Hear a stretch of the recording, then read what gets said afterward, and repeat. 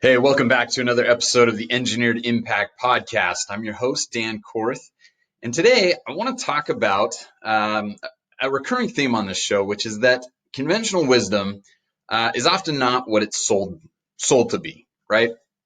And very often, what is kind of mainstream advice turns out to not be the best thing for us. So, in looking at that, one of the things I've come to realize is that, in looking at financial products, for example, you need to not only understand what are the benefits and the drawbacks, but a big piece of it that you need to understand is who is that vehicle really for? Okay, so let's take something like a savings account. All right, who is a savings account really designed for? Okay, um, it's really made for someone that's looking for easy but not necessarily immediate access to their money, right? It's definitely not for somebody that's looking to grow wealth. It's a tool that we all use when we just have money we want to stick somewhere and we need it to be there anytime we need it, right? Now contrast that with a certificate of deposit or a CD, for example, right? Now that's made for someone who doesn't necessarily need their money immediately, and so they're willing to put it away for an extended period of time in exchange for a higher rate of return. Okay, but they're not necessarily willing to risk their money in the stock market, for example, to get that rate of return. Okay, let's look at something a little bit different. Okay, let's say a low interest rate credit card versus a cashback credit card. Okay, the low interest rate card is for someone who plans to carry a balance, not pay it off every month, right? Whereas the cashback card is designed for someone who knows they're going to pay their bill in full every month and just wants to make a little extra money for something that they're going to do anyway. Okay. Now, looking at something much bigger like retirement savings, what about a 401k? Okay, who is a 401k designed for? Okay, certainly it's not developed for people that want to accumulate significant wealth in the stock market, right? If it was, people like Warren Buffett and Jeff Bezos would have 401ks, but they don't, right? They invest in the stock market in a completely different way.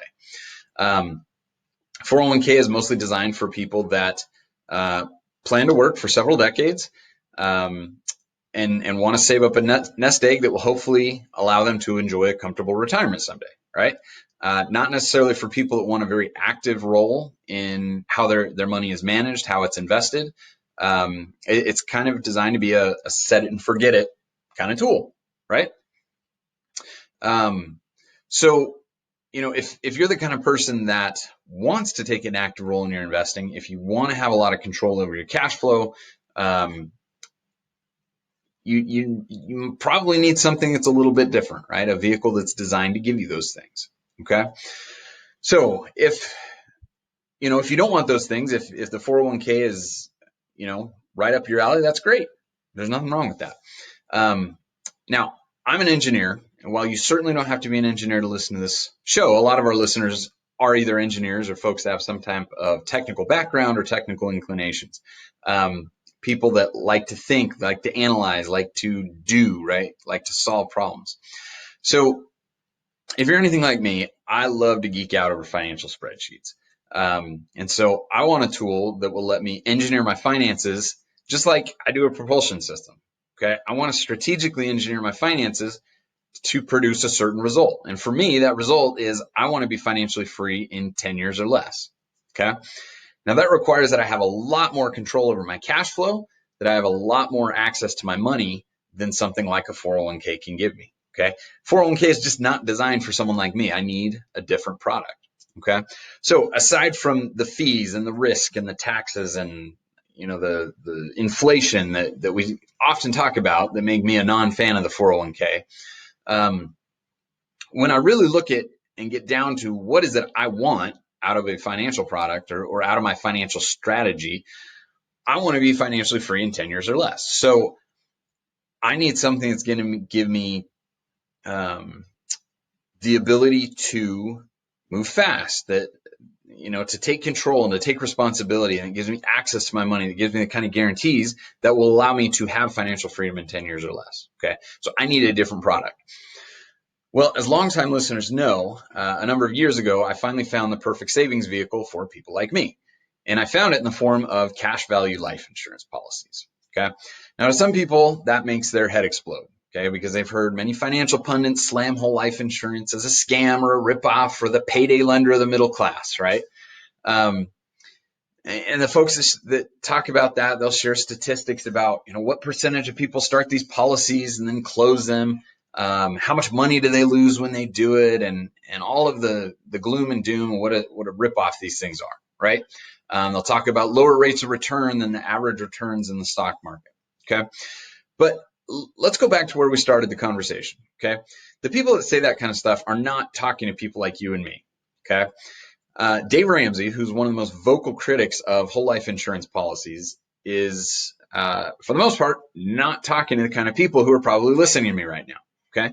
Dave's target customer is someone who needs a ton of help with financial basics, right? Someone who needs to learn to spend less than they make, someone who needs to get rid of credit card debt, someone that needs to learn to not buy garbage they can't afford, right? That's Dave's customer, and that's fine. There's nothing wrong with that, right? That's the person that he's an expert at helping. That is not the person that is a good fit for cash value life insurance, okay? But that's not me. That's probably not you, okay? That's probably not the kind of person that's listening to this podcast. You are probably already a really good saver, okay? You are probably not afraid to invest time, invest money to learn and to become better than you are. You're probably not afraid to take responsibility, take control of your results, and you probably want to go faster than you are, and then you've been told you're able to do, right? Well, for people like you and me, there is a much better option, and that option is cash value life insurance. Okay.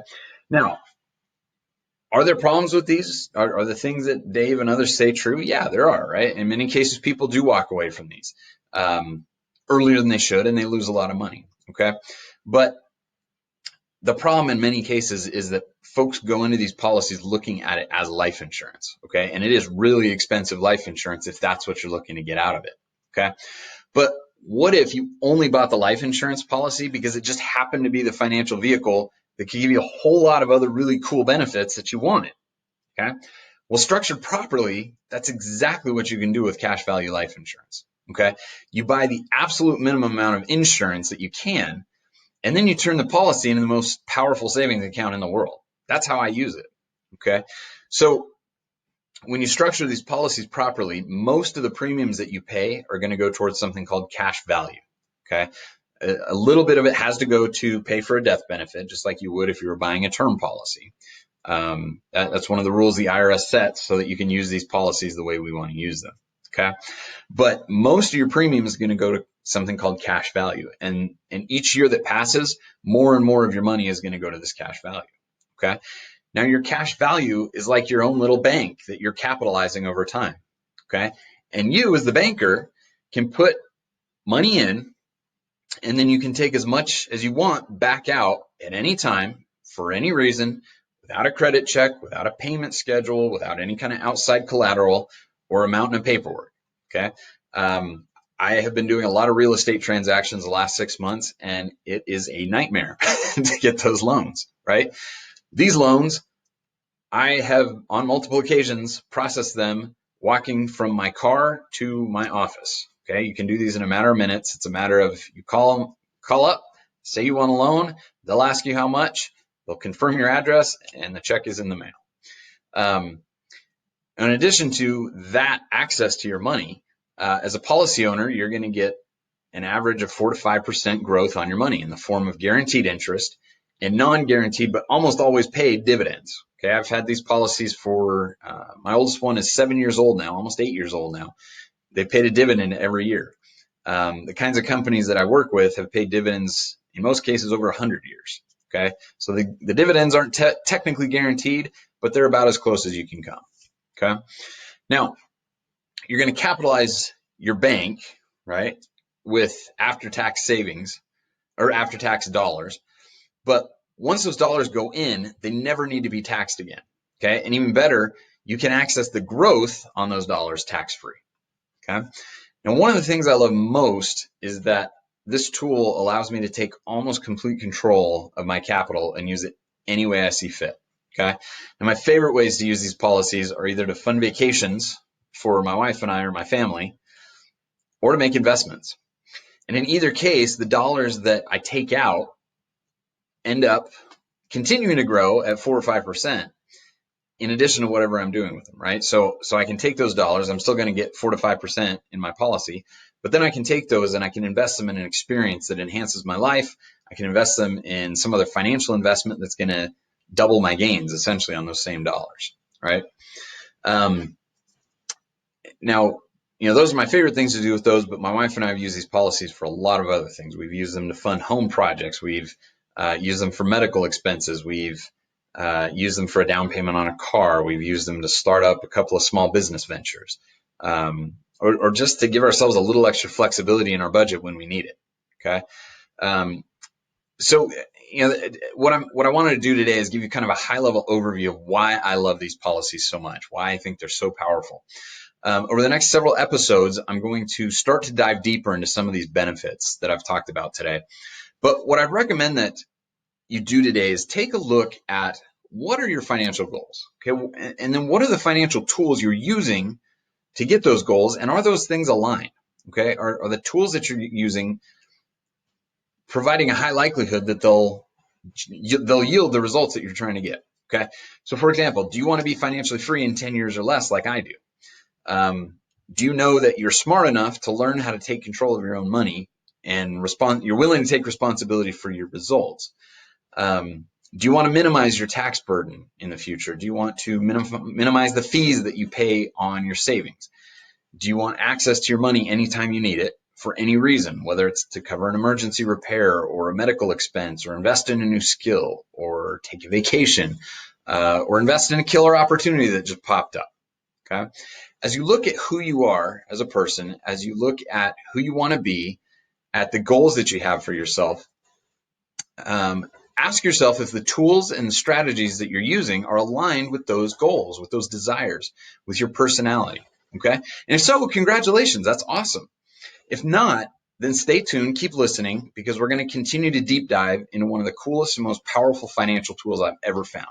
Okay. So that'll wrap it up for tonight. I will catch you in the next episode.